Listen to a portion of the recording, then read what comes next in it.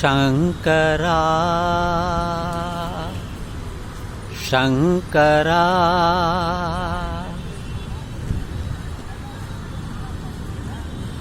நாத சரீரா பரா வேத விஹாராகரா சர்வேஸ்வரா சங்கரா. இது ஒரு தெலுங்கு பாடல் தான். பாலசுப்ரமணியன் எஸ்பிபி பாடிய பாடல் தான். ஏதோ அப்படி தொடங்கினேன். சங்கரா என்று யாரை பற்றி பேசப் போகிறேன் என்றால், ஆதிசங்கரர். ஆதிசங்கரர் அவர் கேரளாவில் காலடி என்ற இடத்தில் பிறந்தார். தன்னுடைய 32வது வயதில் கேதார்நாத் என்ற இடத்தில் அமரரானார், உயிர் நீத்தார். தன்னுடைய தாயிடம், எனக்கு இந்த இல்வாழ்க்கையில் விருப்பமில்லை, நான் ஒரு சந்நியாசியாக போக வேண்டும் என்று தாயின் அனுமதி பெற்று அவர் அப்படியே நடந்து போகிறார். அவர் முடிவான இடம் கேதார்நாத் என்பதால் நடந்தே போகிறார். கேதார்நாத் இமயமலையில்தான் இருக்கிறது. உத்தரகாண்ட் அங்கே அருகாமையில் தான் இருக்கிறது, வடநாட்டில்தான். இது அவர் ஒரு மதத்தை உருவாக்கினார். வேதங்கள் எல்லாம் நன்கு தெரிந்தவர். காஞ்சிபுரத்தில் கூட அவர், கும்பகோணத்தில் கூட அவர் வேதங்களை கற்றுணர்ந்தார். 4 வேதங்கள், ரிக், யஜுர், அதர்வண, சாம. அது அதற்கான விளக்கங்கள் எல்லாவற்றையும் அவர் தெரிந்து கொண்டுள்ளார். அதனால்தான் அவர் இந்து மதத்தை உதாசீனம் பண்ணி ஏற்றுக்கொள்ளவில்லை. அவர் ஒரு புதிய மதத்தை உருவாக்கினார். அதுதான் அத்வைதம். அத்வைதம் என்றால் இறைவன் ஒருவனே என்பதுதான். இந்து மதத்தில் ஆயிரக்கணக்கான கடவுள்கள் இருக்கும் பொழுது இவர் வேறுபட்டு நின்றார், இறைவன் ஒருவனே என்று. அவர் விளக்கமும் சொன்னார். அகம் பிரம்மஸ்மி. அகம் என்றால் நம் உடல்தான், உடலுக்குள் இருக்கக்கூடிய ஆன்மாதான். பிரம்மஸ்மி என்றால் பிரம்மமாக, உயிராக இருக்கிறது என்று சொன்னவர் அவர்தான். அகம் பிரம்மாஸ்மி. இப்பொழுது உங்களுக்கு புரிந்திருக்கும் ஏன் ஒருவனே என்றார். அது பிரம்மமாக இருப்பதுதான் அந்த ஒன்று, அதுதான் உயிர். வெளியிலே எதுவும் இல்லை. இந்து மதம் அப்படி சொல்வதில்லை. அவரை பற்றி பலவிதமான கதைகள் உண்டு, பல கதைகள் இருக்கிறது.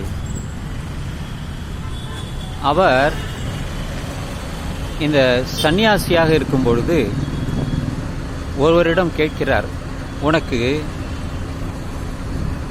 பெண்களை பற்றி உனக்கு என்ன தெரியும்? அந்த இன்பத்தை பற்றி, உனக்கு பெண் கிடைக்க தரக்கூடிய இன்பத்தை உனக்கு தெரியுமா என்று கேட்டபொழுது அவர் ஒரு அரசருடைய உடலில் புகுந்து அரசியோடு சல்லாபம் கொண்டு தெரிந்து கொண்டதாக ஒரு கதை. கூடு விட்டு கூடு பாய்தல் என்பது சர்வசாதாரணமாக சொல்வார்கள். இதுபோல பல கதைகள்.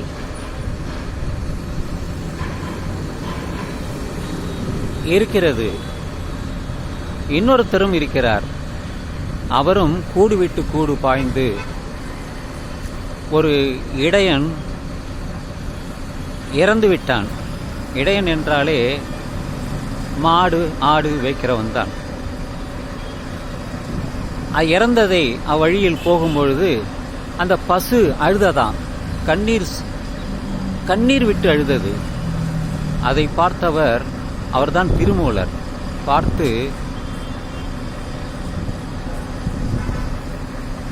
அவன் அந்த இடையன் உடலில் புகுந்து அந்த பசுவின் கண்ணீரை துடைத்தார் என்பதுதான். இது கதைதான். இது போல கூடுவிட்டு பாயக்கூடிய கதைகள் நிறைய இருக்கிறது. நான் சொன்னது திருமூலர், அதுபோல ஆதி சங்கரர், இவர்களெல்லாம் சொன்ன கதைகள் தான். திருமூலர் பல விஷயங்கள் சொல்லியிருக்கிறார். அதுபோல சிவவாக்கியர், இவர்களெல்லாம் சிவம் எது என்று தெரிந்தவர்கள். சிவபெருமான் அல்ல, சிவன் இல்லை. இந்த 63 நாயன்மார்கள் 7ஆம் நூற்றாண்டில் வந்தவர்கள்தான். கோயில் கோயிலாக சென்று பாடினார்கள். திருவாசகம் மாணிக்க வாசகர், அதுபோல ஒவ்வொருத்தரும் பாடல்களை எழுதியுள்ளார்கள். அந்த பாடல்களை வைத்து இவர்கள் கொண்டாடுகிறார்கள். சிவன் என்று இவருக்கு ஒரு சிலையை பார்த்துதான் சொல்கிறார்கள். ஜடாமுடி வைத்தது போல, பட்டை அடித்தது போல, அந்த எலும்பு மண்டையை வைத்துக்கொண்டு கபாலத்தை வைத்திருப்பார். அதனால் பேரே கபாலீஸ்வரர் என்ற பெயரும் வந்தது. காபாலிகம் என்று கூட சொல்வார்கள். இதெல்லாம் படித்தால் நமக்கே புரியும். படிக்காதவர்களுக்கு எல்லாம் ஒன்றுதான், எல்லாம் சிவன் தான், சிவலிங்கம் தான். எனவே நண்பர்களே, நான் உங்களை அடிக்கடி நண்பர்கள் என்று அழைக்கிறேன் என்றால், நீங்கள் எல்லாம் நான் பதிவிடுவதை பார்க்கிறீர்கள், சிலர் கருத்துக்கள் தெரிவிக்கிறீர்கள். அதனால் உங்களுக்கு நன்றி சொல்கிறேன். எப்பொழுதுமே உங்களுக்கு நன்றி. எனக்கு என்னிடம் புதியதாக சப்ஸ்கிரைப் பண்ணியவர்களுக்கும் நன்றி. இனிமேல் வரப்போகிற சப்ஸ்கிரைப் பண்ண போகிற அனைவருக்கும் என் நெஞ்சார்ந்த நன்றியை தெரிவித்துக் கொள்கிறேன். இப்படி ஒவ்வொரு நாளும் ஏதாவது ஒரு விஷயத்தை எடுத்துக்கொண்டு அதில் பொய் எது, அதில் உண்மை எது என்று ஆராய்ந்துதான் சொல்வதுண்டு. நான் கதைகளை சொல்வதில்லை, உண்மையைத்தான் சொல்வது வழக்கம். பொய் சொன்ன வாய்க்கு போஜனம் கிடைக்காது என்பார்கள். அது ஒரு சொல்லாடல் தான். ஆனால் இன்று பொய்யைத்தான் அவர்கள் கதைகளாக எழுதியுள்ளார்கள், பொய்யைத்தான் பரப்புகிறார்கள், பொய்யைத்தான் பாடல்களாக எழுதி இசையமைத்து பாடுகிறார்கள். அதை எப்படி வெளியே கொண்டு வர வேண்டும், பக்தர்களுக்கு எப்படி தெரிவிக்க வேண்டும் என்பதுதான் என்னுடைய நோக்கமே. உண்மை எது பொய் எது என்பதை விளக்குவதற்காகத்தான் இந்த பதிவையே செய்கிறேன். எனவே இந்த இரவு நள்ளிரவாகட்டும் நண்பர்களே. இந்த காணொளி முழுவதுமாக கேட்டு அதில் உங்களுக்கு புரிந்திருந்தால் உங்கள் கருத்துக்களை தெரிவிக்கலாம். இது சரியென்று நீங்கள் கருதினால் இதை மற்றவர்களுக்கும் பகிரலாம். நான் செய்கின்ற காணொளிகள் பல நாடுகளுக்கு செல்கிறது, அது எனக்கு புரியும். அதை அவருக்கு வருகிற அந்த அக்கவுண்ட்ஸ் பார்த்தே எனக்கு தெரிகிறது.